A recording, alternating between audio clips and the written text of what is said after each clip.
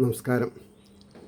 ശ്രീകൃഷ്ണ കഥാമൃതം ഭാഗം 753 753. ഓം ഗം ഗണപതയേ നമഃ. ഓം സം സരസ്വതേ സ്വാഹ. ഓം ശ്രീ ഗുരുഭ്യോ നമഃ. ഓം ശ്രീ രംഗനാഥ ശർമ്മണേ നമഃ. നാരായണ നാരായണ നാരായണ നാരായണ നാരായണ നാരായണ നാരായണ നാരായണ നാരായണ നാരായണ നാരായണ നാരായണ നാരായണ നാരായണ നാരായണ നാരായണ. ഓം ശ്രീകൃഷ്ണാർപ്പണമസ്തു. ഓം ശ്രീകൃഷ്ണായ പരബ്രഹ്മണേ നമഃ. ഓം ശ്രീകൃഷ്ണായ പരമാത്മനേ നമഃ. ഹരേ രാമ രാമ രാമ ഹരേ ഹരേ. ഹരേ കൃഷ്ണ കൃഷ്ണ കൃഷ്ണ ഹരേ ഹരേ. ഓം ശ്രീ രുക്മിണി സത്യഭാമ സമേത ശ്രീ ഗോപാലകൃഷ്ണസ്വാമിനേ നമഃ. ഇവിടെ ശ്രീകൃഷ്ണ കഥാമൃതത്തിലെ ഭാഗം 73 പറയേണ്ടത്. അപ്പോൾ ഭഗവാന്റെ ലീലാകാന്ഡം എന്നുള്ള ഭാഗത്തിലെ 23 സർഗം സംസാരബന്ധം എന്നുള്ളതിനെ പറ്റിയിട്ടായിരുന്നു ഡിസ്കഷൻ നടക്കുന്നത്. അതിൻ്റെ അവസാന ശ്ലോകം കഴിഞ്ഞ എപ്പിസോഡിൽ നിർത്തിയത് ശ്ലോകം 26. ഒരാളെയും ദുഷിക്കായിക ഗുണം കാണെങ്കിൽ അസൂയയാൽ മനുഷ്യൻ്റെ മഹാശത്രുവാണിതോർക്കേണം ഏവനും. നമ്പർ 1 സോഷ്യൽ കമ്മിറ്റ്മെൻ്റ് ഉണ്ടാവാനുള്ള ശ്ലോകങ്ങളാണതൊക്കെ. സോഷ്യൽ കമ്മിറ്റ്മെൻ്റ് ഇല്ലെങ്കിൽ നമ്മൾ ഒരു പ്രാകൃത മൃഗമായിട്ട് ഉണ്ടാവും. അപ്പോൾ ആ പ്രാകൃത മൃഗത്വത്തിൽ നിന്ന് മനുഷ്യത്വം ഉണ്ടാവണം, മനുഷ്യത്വത്തിൽ നിന്ന് ദേവത്വം പ്രാപിക്കണം എന്നാണ്. അതുകൊണ്ടാണ് പറഞ്ഞത് ഒരാളെയും ദുഷിക്കായിക ഗുണം കാണെങ്കിൽ അസൂയയാൽ മനുഷ്യൻ്റെ മഹാശത്രു വാണിതോർക്കേണമേവനും. ബ്രാഹ്മണ ക്ഷത്രിയ വൈശ്യ ശൂദ്ര സ്ത്രീ പുരുഷ വ്യത്യാസമില്ലാതെ കണ്ട് മറ്റുള്ളവരുടെ നേരായ വഴിയിൽ അസൂയ ഉണ്ടായാൽ അത് അവരല്ല ബാധിക്കുക, നമ്മളെന്നെയാണ് ബാധിക്കുക. ഇനി അടുത്ത ശ്ലോകം നോക്കാം. മടി എന്നതിനെ തീരെ വിടേണം ഗുരുസേവകൻ. ആലസ്യം ഉണ്ടാവരുത്, മടി ഉണ്ടാവരുത്. മടിയുള്ളവർക്ക് ജീവിതത്തിൽ ഒന്നും നേടാൻ പറ്റില്ല. ഇപ്പോൾ ഞാൻ എന്നെപ്പറ്റി പറയുകയാണെന്ന് വിചാരിക്കരുത്. എനിക്ക് മടി ഉണ്ടെങ്കിൽ ഈ ഏജിൽ ഇത്രയൊന്നും പ്രഭാഷണം എനിക്ക് അപ്ലോഡ് ചെയ്യാൻ പറ്റില്ല. അപ്പോൾ ഏതൊക്കെ പ്രതികൂല സാഹചര്യങ്ങളുണ്ടെങ്കിലും അതിനെയൊക്കെ നമ്മൾ അതിജീവിക്കാൻ ഈശ്വര സാക്ഷാത്കാരത്തിൻ്റെ വഴിക്ക് മാത്രമേ പറ്റുള്ളൂ. എന്താ അതിൽ ലാഭം? ഓരോ ദിവസവും നമുക്ക് ദുഃഖമില്ലാണ്ട് ജീവിക്കാം. മനസ്സിലായില്ലേ? അതുകൊണ്ട് മടി എന്നതിനെ തീരെ വിടേണം ഗുരുസേവകൻ. പരമമായ ഗുരു ആരാ? തന്നിലെ ബ്രഹ്മാണ്. ആരിൽ നിന്ന് നമ്മൾ ഉപദേശം വാങ്ങിയാലും അവിടെ തന്നെ നിൽക്കരുത്. അവരെത്ര വലിയ ആൾക്കാരാണ്. ഗുരു നമ്മളെ ഈ ആധ്യാത്മികതയിലേക്ക് ഇനീഷ്യേറ്റ് ചെയ്ത ആളെ മറക്കണം എന്ന് ഞാൻ പറഞ്ഞില്ല. പക്ഷേ അവിടുന്ന് പോയി തന്നിലെ പരബ്രഹ്മസ്വരൂപനായിരിക്കുന്ന ബാലാഗ്ര ശതഭാഗസ്യ വിസ്തരസ്യ ഏകോ ജീവ, ആ ബ്രഹ്മത്തിൽ ഐക്യം പ്രാപിക്കാൻ സാധിക്കാതെ കണ്ടു വന്നാൽ ഏത് ഗുരുവാണെങ്കിലും കാലാകാലം അങ്ങനെ തന്നെ പോവും വണ്ടി. അതുകൊണ്ട് കാര്യമില്ല. ധർമാർത്ഥ കാമങ്ങളിൽ മുഴുകാനല്ല ജീവിതം. ധർമാർത്ഥ കാമ മോക്ഷം ഉണ്ടാവാനാണ്. അപ്പോൾ ഗൃഹാദികളിൽ ആസക്തി പാടില്ല അങ്ങനെയാവുകിൽ. ഒന്നിനോടും ആസക്തി ഉണ്ടാകും. മക്കളെ പുത്രേഷണ ധാരേഷണ അർത്ഥേഷണ ഇത് വിടാതെ കണ്ട് ആധ്യാത്മികത പുരോഗതി ഇല്ല. ഇത് വിടുക എന്ന് പറഞ്ഞാൽ അവരെ വിട്ട് ഒറ്റയ്ക്ക് താമസിക്കണം എന്നല്ല പറഞ്ഞത്. അവരെ കൂടി ആധ്യാത്മിക വൃത്തിയിലേക്ക് നമ്മൾക്ക് കൊണ്ടുവരാൻ സാധിക്കണം. മനസ്സിലായില്ലേ? അത് കഴിഞ്ഞിട്ട് പറഞ്ഞു ആചാര ശുശ്രൂഷയിൽ ഒട്ടമാന്തം മുളവായി വരും. ഗുരുവിൽ തന്നെയാകണം സ്നേഹവും ബഹുമാനവും. ആ സ്നേഹവും ബഹുമാനവും ആത്മാവിലായിരിക്കണം. സ്വന്തം ആത്മാവിനെയാണ് ബ്രഹ്മം എന്ന് പറയുന്നത്, ഈശ്വരൻ എന്ന് പറയുന്നത്. മനസ്സിലായില്ലേ? അതുകൊണ്ട് വളരെ ശ്രദ്ധിക്കേണ്ട കാര്യമാണ്. ഗൃഹാദികളിൽ ആസക്തി പാടില്ല, അങ്ങനെയാവുകിൽ ആചാര്യ ശുശ്രൂഷയിൽ ഒട്ട അമാന്തം ഉളവായി വരും. ഗുരുവിൽ തന്നെയാകേണം സ്നേഹവും ബഹുമാനവും. ഫലസംപ്രാപ്തി കാണായിൽ മടുത്തിടരുത് അല്പവും. അത് അതിലേറെ വലിയൊരു പ്രമാണം. എന്താ പറഞ്ഞത്? ഫലസംപ്രാപ്തി കാണായിൽ മടുത്തിടരുത് ഒരല്പവും. തലനാരഴിക്കെങ്കിലും മടി തോന്നരുത്, മടുപ്പ് തോന്നരുത്. എത്രയൊക്കെ 3200 പ്രഭാഷണമായി, ഇനി ഇത് റീച്ച് ആവണില്ല. വേണ്ട, ആ 3200 എപ്പിസോഡ് ഞാൻ പറയുമ്പോൾ എൻ്റെ ഉള്ളിലുള്ള ചൈതന്യം അത് ആക്സെപ്റ്റ് ചെയ്യുന്നുണ്ടല്ലോ. അതിനേക്കാൾ വലിയൊരു സർട്ടിഫിക്കറ്റ് എനിക്ക് എന്താ വേണ്ടത്? അതുകൊണ്ട് ഫലസംപ്രാപ്തി കാണായിൽ മടുത്തിടരുതൽപ്പവും. കായ്ക്കും വരേക്കും ഏതിനും കാത്തിരിക്കേണ്ടതല്ലയോ. കാത്തിരിക്കുക, വെയിറ്റ് ആൻഡ് സീ. ഒരു തുളസി കുത്തിയിട്ടാൽ അത് തളിർക്കണം, അതിന് കതിര് വരണം. അത് സൂക്ഷിക്കുന്നതിൻ്റെ മുമ്പേ അതിൻ്റെ വിത്തെടുത്ത് വേറെ പാകിയിട്ടുണ്ടായിരിക്കണം.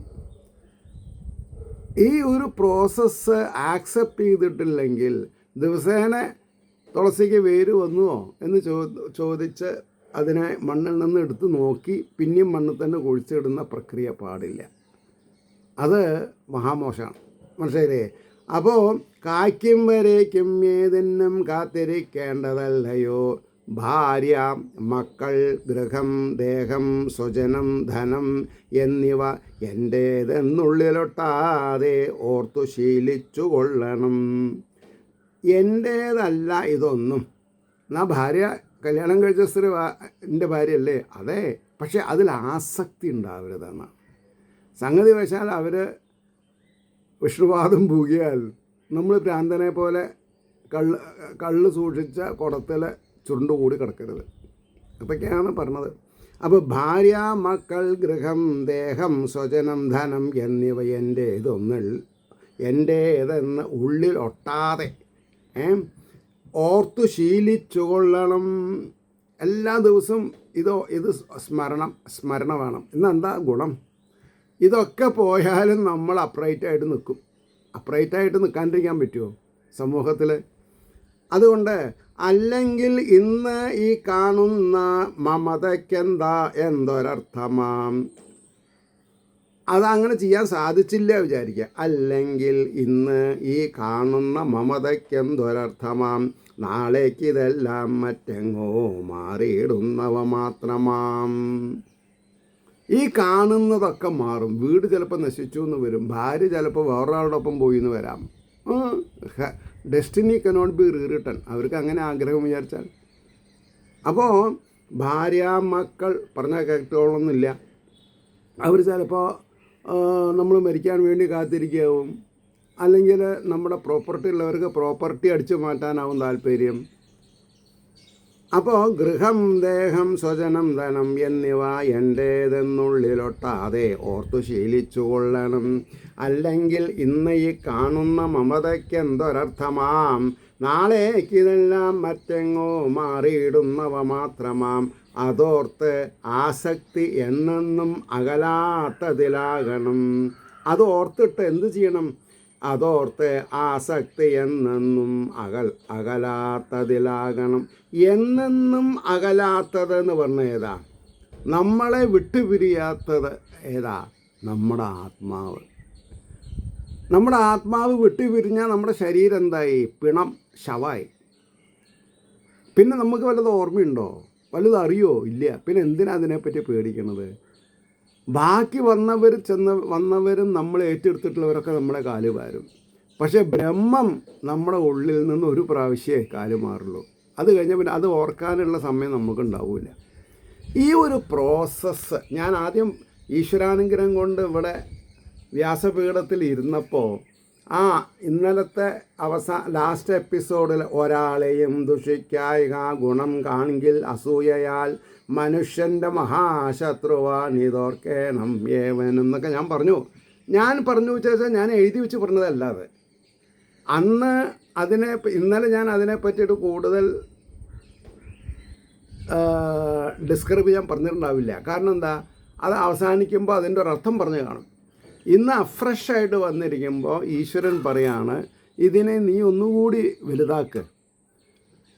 ഈ ഗുരു എന്നുള്ളത് ഉപദേശം തന്നവർ ജീവിക്കുന്നുണ്ടെങ്കിലും ഇല്ലെങ്കിലും അതിൻ്റെ മാധ്യമത്തിൽ കൂടി തൻ്റെ ഉള്ളിൽ ഒളിഞ്ഞിരിക്കുന്ന പരബ്രഹ്മസ്വരൂപനായിരിക്കുന്ന തേജസ്സിനെ നമ്മൾ അറിഞ്ഞിട്ടില്ലെങ്കിൽ ആ ഗുരുവിനും അത് മോശമാണ്. പിന്നെ പേരില്ലായ്മയാണ്, കീർത്തി ഉണ്ടാവില്ല, നമ്മൾക്കും അതെ. അതാണ് ഇപ്പോൾ സത്യമായിട്ട് പറഞ്ഞത്. അതോർത്ത് ആസക്തിയിൽ നിന്നും അകലാത്തതിലാകണം. അതായത് അകലാത്തത് ബ്രഹ്മം മാത്രം നമ്മുടെ ശരീരത്തിൽ തന്നെ ഇരിക്കുന്നത്. കയ്യും കാലമൊക്കെ പ്രവർത്തനരഹിതമാവും, പ്രവർത്തിച്ചോളണമെന്നില്ല. അപ്പോഴും ആത്മാവ് അല്ലേ? ഇതാണ് ഗുരുശിഷ്യ സമ്പ്രദായം. ഇതിനെയാണ് നമ്മൾ താലോലിക്കേണ്ടത്. ആ മട്ടിലാത്മാവല്ലാതെ മറ്റെന്തുണ്ട് ജഗത്തിതിൽ, സ്ഥൂല സൂക്ഷ്മ ശരീരാതിരഹിതൻ, സ്ഥൂല സൂക്ഷ്മ ശരീരാതിരഹിതൻ. ബ്രഹ്മത്തിന് രൂപമില്ല. എന്നാൽ ഈ ക്ഷേത്രങ്ങളിൽ കാണുന്ന ബിംബമൊക്കെ എന്താ? അത് നമ്മുടെ ഉള്ളിലുള്ള ചൈതന്യത്തിൻ്റെ പ്രതിബിംബമാണ്. എല്ലാ ശില്പിമാരും ഒരേ രീതിയിലല്ല ശില്പം കൊത്തുക. അവരുടെ മാനസികാവസ്ഥയ്ക്ക് അനുസരിച്ച്, അവർ പഠിച്ചിട്ടുള്ള ശ്ലോകങ്ങളുടെ അർത്ഥവിന്യാസത്തിനനുസരിച്ച്, അവരുടെ കയ്യിന് വഴങ്ങുന്നതിനനുസരിച്ചിട്ട്, അത്രയേ ഉള്ളൂ. അപ്പോൾ അതൊരു അൾട്ടിമേറ്റ് അല്ല, പറഞ്ഞ വിഷയമോ. അതുകൊണ്ട് പിന്നെ ആ മട്ടിലാത്മാവല്ലാതെ മറ്റെന്തുണ്ടു ജഗത്തതിൽ, സ്ഥൂല സൂക്ഷ്മ ശരീരാതിരഹിതൻ നിഖിലേശ്വരൻ. എല്ലാവരിലും എല്ലാറ്റിനും ഈശ്വരനാണ്. സ്വയം പ്രകാശം, സ്വയം പ്രകാശൻ. സ്വയം പ്രകാശൻ എന്ന് പറഞ്ഞാൽ ഗുരുവായൂരമ്പലത്തിൽ അടച്ചിട്ട് ശ്രീലകം തുറന്നാൽ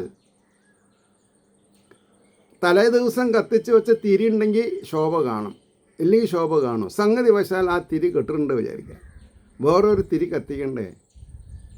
ഈ തിരി കത്തിക്കണത് ആരായിരിക്കണം? ചീഫ് പ്രീസ്റ്റ് ആവാം, അല്ലെങ്കിൽ ഡെപ്യൂട്ടി ആവാം, അല്ലെങ്കിൽ അസിസ്റ്റൻ്റ് ആവാം.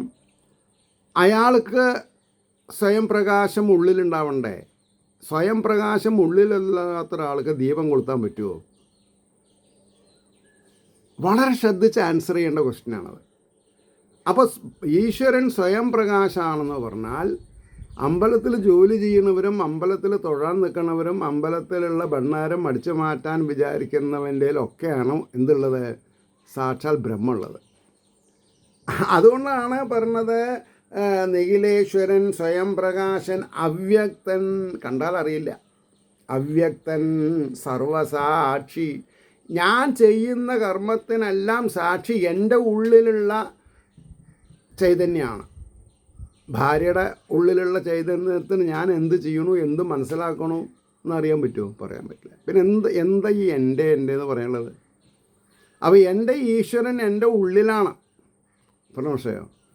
അതുകൊണ്ടാണ് പറഞ്ഞത് സർവസാക്ഷി മഹാപ്രഭു, പ്രകാശവും ദൃശ്യവുമാം ദേഹം ആമട്ടൊരിക്കലും ആവില്ല, ആത്മാവതെന്നും ദ്രഷ്ടാവും സ്വപ്രകാശനും. സ്വയം പ്രകാശിക്കുന്നത് ശരീരമല്ല, ശരീരാന്തർഗതമായ ബ്രഹ്മചൈതന്യമുള്ളത് കൊണ്ടാണ് ശരീരത്തിന് ചൂട് തോന്നുന്നത്. ഇല്ലെങ്കിൽ ആര് തൊട്ടാലും യാതൊരു ഇക്കിളിയും വരില്ല. സ്വയം പ്രകാശമല്ലാത്തൊരു ശരീരത്തിൽ ഇക്കിളി എങ്ങനെ വരിക? സ്പർശന സുഖം അനുഭവിക്കണമെന്നുണ്ടെങ്കിൽ ഉള്ളിൽ ചൈതന്യമുള്ള ഒരാളായിരിക്കണ്ടേ നമ്മളെ നോണ്ടണത്. എന്നാലല്ലേ നമുക്ക് ഇക്കിളി ഉണ്ടാവുള്ളൂ, അല്ലെങ്കിൽ നമുക്ക് ഫീലിംഗ് ഉണ്ടാവുള്ളൂ. ഇതിനി എന്ന് പഠിക്കും? ഇതാണ് പരമമായ വിദ്യ. അതുകൊണ്ട് ആ മട്ടിലൊരിക്കലും ആവില്ല, ആത്മാവതെന്നും ദ്രഷ്ടാവും സ്വപ്രകാശനും. ഞാൻ കണ്ടു എന്ന് പറഞ്ഞാൽ എൻ്റെ കണ്ണ് ഒരു ഉപകരണമാണ്. പക്ഷേ എനിക്ക് ചെയ്തില്ലെങ്കിൽ ആ കണ്ണ് കൊണ്ട് കാണാൻ പറ്റില്ല, എനിക്ക് തപ്പി നോക്കേണ്ടി വരും. അപ്പോൾ ആവില്ല, ആത്മാവതെന്നും ദ്രഷ്ടാവും. ആത്മാവാണ് കാണണത്. സ്വയം പ്രകാശനം. ദാഹ്യം മരം ദാഹകനാം അഗ്നിയോ വേറെ തന്നെയാം. ദാഹ്യം മരം ദാഹകനാമഗ്നിയോ, ദാഹകൻ, നമ്മുടെ ഉള്ളിൽ ദാഹകൻ ഉണ്ട് എന്ന് പറഞ്ഞാൽ എന്താ അർത്ഥം? നമ്മുടെ ഉള്ളിൽ അഗ്നിയുണ്ട്. അപ്പോൾ അഗ്നിയോ വേറെ തന്നെയാം അല്ലേ? പിന്നെയോ അതേവിധം ജഡം ദേഹം ചലിപ്പതു ജീവനാം. അതേവിധം ജഡം ദേഹം, ഈ ശരീരം ആത്മാവില്ലെങ്കിൽ എന്താ പറയൂ? ആത്മാവില്ലെങ്കിൽ ഇത് ജഡാണ്. ആത്മാവുള്ളത് കൊണ്ടാണ് എനിക്ക് സംസാരിക്കാനും എൻ്റെ മുമ്പിലുള്ള ഗ്രന്ഥം നോക്കാനും നിങ്ങളെ ഓരോരുത്തരെയും അറിയില്ലെങ്കിലും ഈ ഫോണിൻ്റെ മാധ്യമത്തിൽ കൂടി എല്ലാവരെയും ഞാൻ കണ്ടുകൊണ്ട് സംസാരിക്കുന്നൊരു പ്രതീതി ഉണ്ടാക്കുന്നതും ഒക്കെ എനിക്ക് ചൈതന്യമുള്ളത് കൊണ്ടാണ്. അതേ വിധം ജഡം ദേഹം ചലിപ്പത് ജീവനം. അപ്പോൾ ശരീരമല്ല ചലിക്കുന്നത്, ശരീരത്തിലുള്ള ജീവൻ ബ്രഹ്മചൈതന്യമാണ് ഈ ആംഗ്യം കാണിക്കണതും വിരൽ ചലിപ്പിക്കണതും പേജ് മറിക്കണതും പറയണതും ഒക്കെ. അപ്പോൾ അചേതന ശരീരത്തിൽ അലിഞ്ഞു കുടികൊള്ളുകയിലും അന്യനാം പിന്നെയും മട്ടിൽ അഹന്ത ഇതിൽ ആർന്നിടും. അചേതനമായിരിക്കുന്ന ചേതനയില്ലാത്ത ശരീരത്തിൽ അലിഞ്ഞ് കുടികൊള്ളുന്ന ചൈതന്യമില്ലെങ്കിൽ, നമ്മളിപ്പോൾ ഒരു മണ്ണുകൊണ്ടൊരു മനുഷ്യ ശരീരം സൃഷ്ടിച്ചു, അത് സ്വയം പ്രകാശനല്ല, പ്രകാശം ചെയ്യാൻ പറ്റില്ല. അപ്പോൾ അന്യനാം പിന്നെയും മട്ടിൽ അഹന്തയിതളാർന്നിടും. അപ്പോൾ ഈ അഹന്ത കൊണ്ട് യാതൊരു കാര്യമില്ല. നീളം വളവ് തൊട്ടുള്ള മരത്തിൻ ഗുണം അഗ്നിയിൽ തെറ്റിദ്ധരിച്ച് ഇടുകയാണ് ഉണ്ടെന്ന ആത്മാവിൽ ഈ വിധം. നീളം വളവ്, ആ മരത്തിൻ്റെ നീളം, അതിൻ്റെ വളവ് തൊട്ടുള്ള മരത്തിൻ ഗുണം അഗ്നിയിൽ തെറ്റിദ്ധരിച്ചിടുകയാണുണ്ടെന്ന് ആത്മാവിൽ ഈ വിധം. ജനനം മരണം മുമ്പായവതോന്നുക മാത്രമാം. ജനനം മരണം എന്നുള്ളൊരു തോന്നൽ മാത്രമാണ് പറഞ്ഞത്. That is the highest class of misunderstanding. ജനനം മരണം മുമ്പായവതോന്നുക മാത്രമാം വിറകിൽ ചേർച്ചയാൽ അഗ്നിക്ക് ഈ വിധം തോന്നിയിടും ശരി. മരം നിന്ന് കത്തണ് കാണുമ്പോൾ, കത്തിക്കഴിഞ്ഞാൽ ആ മരത്തിന് എന്ത് ഉയരണ്ടായിരുന്നു എന്നുള്ളത് അനുഭവസ്ഥന് പറയാൻ പറ്റും. അയാൾ അളന്ന് നോക്കിയിട്ടാണോ? അല്ല, അപ്രോക്സിമേറ്റ്. അപ്പോൾ വിറകൻ ചേർച്ചയാൽ അഗ്നി കെട്ടാൽ വിറക് കത്തിക്കഴിഞ്ഞാൽ പിന്നെ ഒരു പിടി ചാരം മാത്രമേ ഉള്ളൂ. അതേപോലെ അസംഗനായൊരാത്മാവിനുടലിൻ ഗുണമെങ്ങിനെ. അസംഗൻ, ആത്മാവിന് നമ്മുടെ ശരീരമായിട്ട് ബന്ധമുണ്ടോ ചോദിച്ചാൽ ഇല്ല. അപ്പോൾ അസംഗനായൊരാത്മാവിന് ഉടലിൽ ഗുണം എങ്ങനെ? ശരീരത്തിൽ ഉടലിന് എങ്ങനെ ഗുണമുണ്ടാവും? വാസ്തവത്തിങ്കൽ ഇല്ല എങ്കിൽ പോലും വാദിപ്പതില്ലതിൽ. വെറുതെ വാദപ്രതിവാദം ചെയ്തിട്ട് കാര്യമില്ല. ഉണ്ടെന്നതോ നീക്കേണ്ടും ഉപായം മുര ചെയ്തിടാം. ബന്ധമുണ്ട് എന്ന് പറയുന്ന ഉപായത്തിന് ഉണ്ടെന്നതോ നീക്കേണ്ടും ഉപായം മുര ചെയ്തിടാം. എങ്ങനെയാണ് ഇത് ഒന്ന് അചേതനാണ് ഒന്ന് ചേതനയാണെന്ന് എങ്ങനെ മനസ്സിലാക്കുക? ഏതിൻ മറവിയാലുണ്ടായി തീർന്നത് ഈ ദേഹബന്ധം? ഈ ദേഹബന്ധം വരാൻ കാരണം എന്താണ്? കണ്ണ്, മൂക്ക്, ചെവി, ഇങ്ങനെയുള്ള ഇന്ദ്രിയങ്ങൾ, കർമ്മേന്ദ്രിയങ്ങളും ജ്ഞാനേന്ദ്രിയങ്ങളും പ്രവർത്തിക്കുന്നുണ്ട്. പക്ഷേ അത് ഇന്ദ്രിയങ്ങളുടെ കഴിവല്ല, ഉള്ളിൽ ചൈതന്യത്തിൻ്റേതാണെന്ന് അറിഞ്ഞാൽ തീർന്നു എല്ലാം.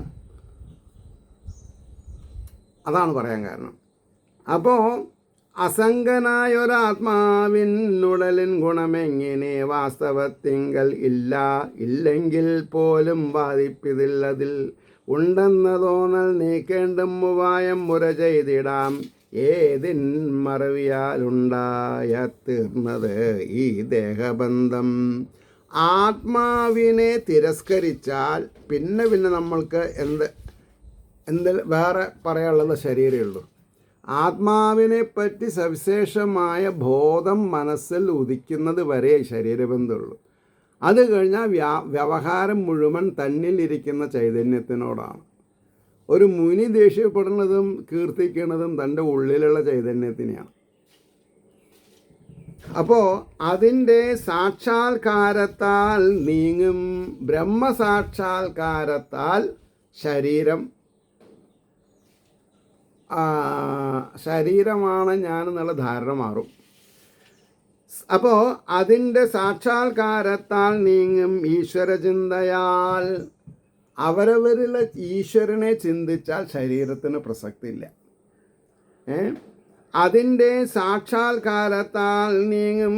ഈശ്വരചിന്തയാൽ ഭഗവൻ മായയാലുണ്ടായി തീർന്ന ദേഹേന്ദ്രിയാദിയാൽ. ഭഗവൻ മായ കൊണ്ടാണ് എന്തുണ്ടായത്? ഭഗവൻ മായയാലുണ്ടായി തീർന്ന ദേഹം ഇന്ദ്രിയാദിയാൽ. സൃഷ്ടിച്ച ദേഹം ഞാൻ എന്ന് ജീവനോർക്കുക. കാരണം ഇത് എൻ്റേതാണ് എന്നുള്ളത് എന്നിലുള്ള പരമ്പൊരുളിനെ അറിയാത്ത കാലം മാത്രമാണ്. അപ്പോൾ വന്നുകൂടിയ സംസാരം അകറ്റാം ഭക്തി വായ്പിനാൽ. ഗ്യാരണ്ടി, ഒന്നിൻ്റെ പിന്നാലെ ഗ്യാരണ്ടി പറയുന്നുണ്ട്. എന്തിനാ? അൾട്ടിമേറ്റ് ദേഹം. അപ്പോൾ ഭക്തി വായ്പിനാൽ ദേഹം ഞാനെന്ന ഭാവത്താൽ മാത്രമുണ്ടായതാകയാൽ ആ ഭാവം നീങ്ങിയാൽ തന്നെ ജീവൻ ബ്രഹ്മസ്വരൂപനാം. അപ്പോൾ ഒരാൾ ജീവൻ പോയ ശരീരമാണെങ്കിലും അല്ലേ, അതിനെ പഞ്ചത്വം പ്രാപിക്കുക. അതാണ് നല്ല സംസ്കാരം. ദേഹം ഞാനെന്നുറച്ച് ഈ മട്ടുണ്ടാം സംസാരബന്ധനം. സംസാരബന്ധനം, മക്കളെ, മരുമക്കളെ, പേരക്കുട്ടികളെ, അവരുടെ പേരക്കുട്ടികൾ ഒക്കെ ഉണ്ടാവുന്നത് എങ്ങനെയാണ്? ശരീരം ആണ് ഞാനെന്ന് തെറ്റിദ്ധരിക്കുമ്പോഴാണ്. അപ്പോൾ ദേഹം ഞാനെന്നുറച്ച് ഈ മട്ടുണ്ടാം സംസാരബന്ധനം അഴിച്ചിടും സ്ഥൂല സൂക്ഷ്മക്രമത്തിൽ മതിയുള്ളവൻ. നല്ല മനസ്സിന് ഉറപ്പ് വന്നിട്ടുള്ളവൻ ഈ പ്രകൃതിയിൽ കാണുന്ന വൈരൂപ്യങ്ങളെ സ്വീകരിക്കില്ല, വൈരൂപ്യങ്ങളിൽ മുങ്ങില്ല. ഇപ്പം നമ്മൾ വൈരൂപ്യങ്ങളേ ഉള്ളൂ. അപ്പോൾ അഴിച്ചിടും സ്ഥൂല സൂക്ഷ്മക്രമത്തിൽ മതിയുള്ളവൻ സത്സംഗത്താൽ ഈശ്വരാനുഗ്രഹത്താൽ ഗുരുഭക്തിയാൽ. ഗുരുഭക്തി കൊണ്ട് നേരാവാം. പിന്നെയോ ഈശ്വരാനുഗ്രഹത്താൽ നേരാവാം. അഹങ്കാരം കൊണ്ട് നേരായിട്ടില്ലായിരുന്നു. ഇനി 46-ാമത്തെ ശ്ലോകം പറയണം. 46-ാമത്തെ ശ്ലോകം എൻസർക്കിൾ ചെയ്തിട്ടുണ്ട്. എന്ന് പറഞ്ഞാൽ അൾട്ടിമേറ്റ് ഉപദേശമാണ്. ആദ്യ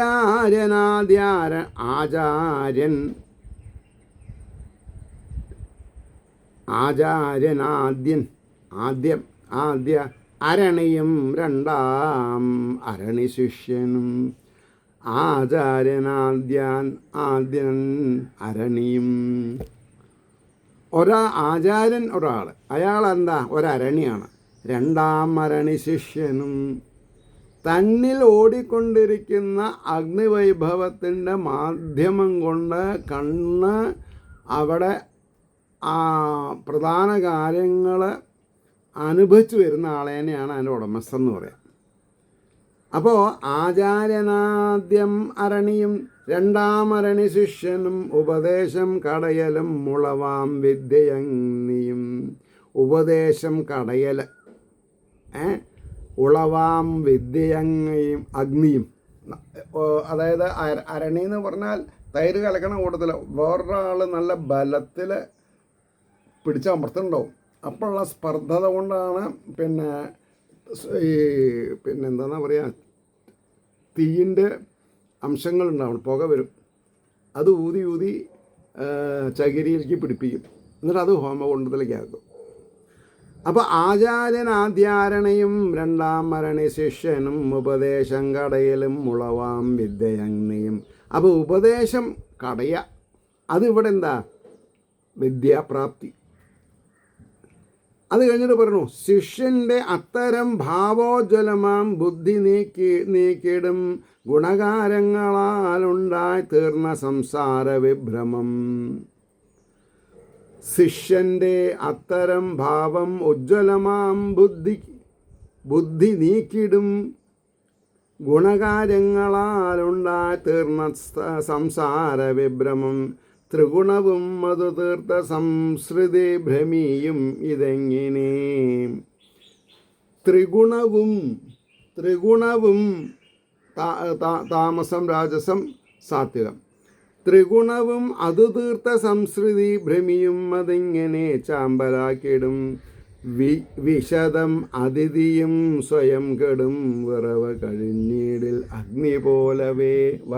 അഗ്നി കത്തി കഴിഞ്ഞാൽ ആ വിറക് അതേമാതിരി തന്നെ കണ്ണക്കട്ടയിടും അറിയുണ്ടാവും. അപ്പോൾ വിശദം അതീതും വിശദം അത് ഇതും സ്വയം കെടും വിറകും കഴിഞ്ഞീടിൽ അഗ്നി പോലവേ. ഇതി ശ്രീകൃഷ്ണകഥാമൃതേ കലികൽമഷനാശനേ ഉപാസനാകാണ്ഡേ 3 സർവത്ര ഗോവിന്ദനാമസങ്കീർത്തനം. ഗോവിന്ദ ഗോവിന്ദ. ഇനി പറയേണ്ടത് സർവകർമ്മ ഫലം എന്നാണ്. എല്ലാ കർമ്മങ്ങളുടെയും ഫലത്തിനെ പറ്റിയിട്ടാണ് പറയുക. അത് നമുക്ക് നാളെ പറയാം. ഏവർക്കും ശ്രീഹരിയുടെ അനുഗ്രഹാശിസ്സുകൾ നിർലോഭം ഉണ്ടാവട്ടെ എന്ന് ആശംസിക്കുന്നതിനോടൊപ്പം ലോകാ സമസ്ത സുഖിനോ ഭവന്തു ആയിരിക്കട്ടെ നമ്മുടെ പ്രാർത്ഥന എന്ന് സ്മരിച്ചുകൊണ്ട് വാക്കുകൾ ഉപസംഹരിക്കുന്നു. നാളെ കാണാം. നമസ്കാരം.